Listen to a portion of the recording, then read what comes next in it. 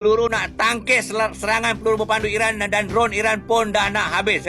Jadi seorang penganalisa ketenteraan yang juga bekas anggota SEAL berkata perang di antara Amerika dengan Iran ni ibarat dua orang penyelam scuba diver sedang berlawan dalam air ni guna pisau dekat bawah laut. Siapa yang akan menang? Dia kata yang tangki gas dan lagi banyak oksigen akan menang. Jadi dua-dua pihak tak tahu siapa punya tangki oksigen lagi banyak ada oksigen. Dua-dua berteka-teki. Tapi dia rasa Iran punya tangki oksigen lagi banyak daripada tangki oksigen Trump. Dan Trump akan mati lemas tak lama lagi. Bukan saja sebab kehabisan peluru, akan tetapi dalam masa seminggu dua lagi, bekalan minyak Amerika pun akan habis dan harga minyak melambung tinggi melangit. Semalam ada satu analisa lah. Kenapa harga minyak belum naik $150? Sebab apa? Amerika dia masih lagi menjual stok simpanan dia untuk mengawal harga minyak. Satu sebab kenapa sekarang ni harga minyak tak melambung sebab itulah. Sebab Amerika duk jual stok simpanan dia ke pasaran minyak dunia. Itu pun dah nak habis. Jadi masa sangat-sangat berpihak kepada Iran. Iran tak payah bazirkan minyak dan peluru serta bom yang banyak untuk lawan Amerika, di mana hari-hari ni berpuluh-puluh jet pejuang ataupun lebih daripada 100 jet pejuang Amerika terpaksa digunakan oleh Amerika berulang alik untuk serang Iran. Mungkin antara 60 ulang alik. Jadi bukan setakat peluru nak habis. Menurut pakar-pakar ketenteraan, jet-jet pejuang tu pun bukan boleh pakai lama.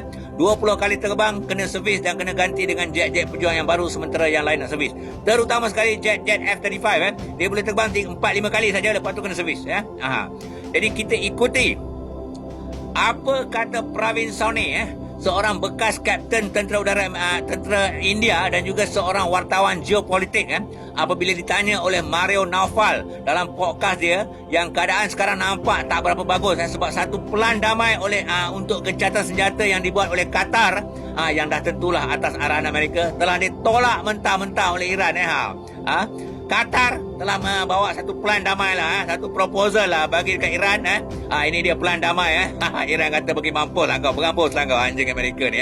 Iran tolak mentah-mentah. Sebab itulah Trump melenting. Dia kata okey tak apa kau tolak. Dan saya percaya pelan damai yang dibawa oleh Qatar tu adalah atas arahan Trump. Ya, saya mainkan video ni. Ni Pravin ni.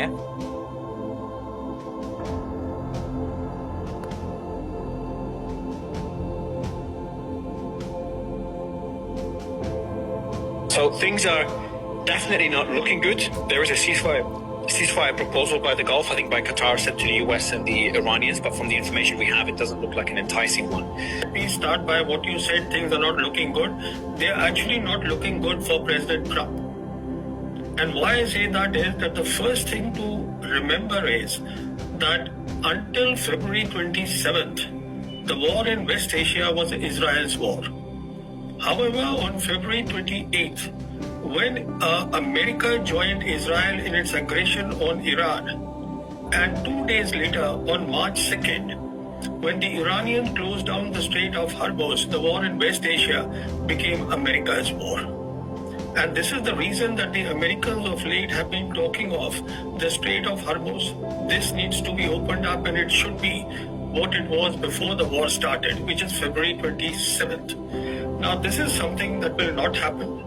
The Strait of Hormuz is and will remain under control of the Iranian Authority and IRGC Navy as far as security is concerned. And as long as the Strait of Hormuz remains closed, President Trump cannot walk away from this war, because what is at stake is petrodollars. And petrodollars is at the heart of the American empire. So he is caught in an absolute bind. Not only that, there are absolute clear reports, and they are convincing reports, that the munition reserves, the munitions that the US military has, they have depleted substantially.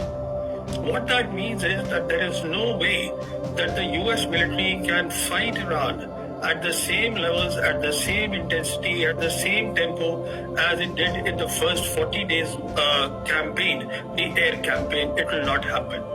And another reality is that these depleted munitions of the US military, they will not get filled anytime soon. So here is the situation that President Trump definitely does not want to take the economy, the global economy, into a deep hole. Trump himself has said that he would not like to be a Herbert Hoover under whose presidency the Great Depression happened. But when you see the situation on the ground, this is one war he cannot walk away from. He simply does not have the military options. The munitions have been depleted substantially. So all that he can do is issue threats. And that is precisely what he is doing. That he is now told the Iranians that I give you, till the weekend, or I give you another 1 week. All this is meaningless. It means nothing as far as Iran is concerned, and the entire world knows who has really won this war, and that is Iran. So this is where we are, and this is where, as far as President Trump is concerned, he is actually in a very bad shape right now.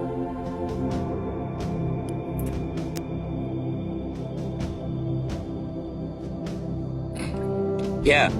Apabila ditanya oleh Mario Naufal tentang apa akan jadi lepas ni bila Iran tolak cadangan gencatan senjata oleh Qatar dan Trump bagi ugutan nak serang Iran besar-besaran dalam masa seminggu kalau Iran tak setuju untuk gencatan senjata.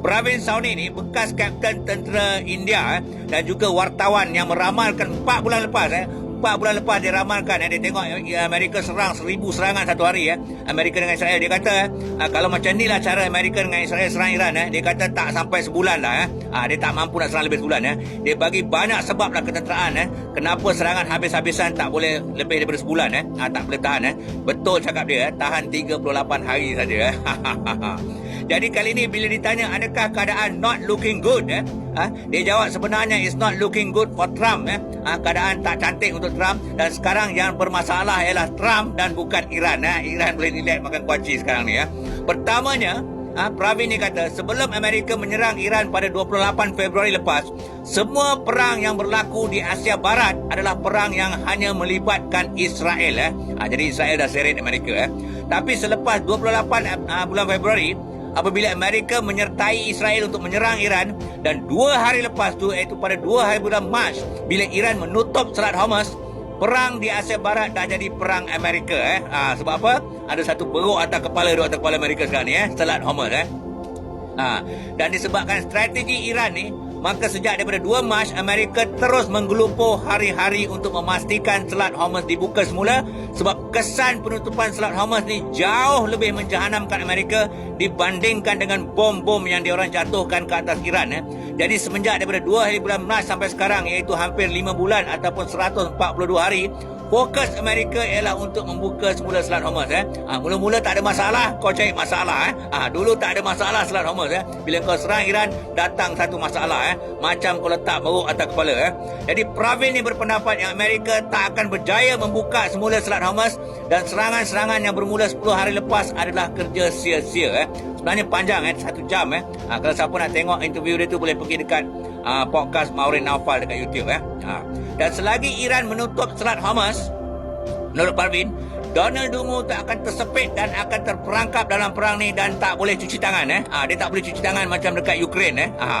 sebab apa Trump tak boleh cuci tangan dia kata sebab apa yang menjadi pertaruhan sekarang ialah kuasa petrodolar ataupun kuasa mata wang Amerika yang sangat-sangat bergantung kepada Amerika merampas semula Selat Hormuz sebab apa? Sebab kawalan Iran ke atas Selat Hormuz bukan sahaja bermakna Iran mengawal bekalan dan harga minyak dunia malah Iran boleh tentukan siapa yang nak beli minyak boleh beli dalam mata wang apa kalau Iran kata siapa nak masuk boleh kau beli dalam mata wang aku memang masaklah Amerika jadi itulah pentingnya dan kita semua tahu petrodolar ni adalah ibarat jantung kepada ekonomi Amerika tanpa kekuatan dan permintaan ke atas petrodolar maka Amerika adalah ibarat orang yang kena stroke lah utang banyak dekat-dekat 40 trilion dah selain daripada itu lepas ni Amerika nak buat utang pun orang tak nak bagi pinjam selain daripada itu banyak laporan-laporan yang sahih dan boleh dipercayai daripada badan-badan yang berwibawa bahawa Amerika sedang menghadapi kekurangan bekalan peluru berpandu ataupun bahan letupan yang sangat meruncing sekarang ni peluru pandu nak tembak pun dah nak habis peluru batu nak tangkis pun dah nak habis buktinya ialah Amerika terpaksa ambil bekalan peluru-peluru berpandu Patriot dan HIMARS daripada Ukraine, daripada Jepun dan Korea Selatan untuk dibawa ke Asia Barat untuk serang Iran dan juga untuk mempertahankan Israel sebab itulah negara-negara Arab teruk kena tibai sebab apa peluru berpandu spare yang Amerika bawa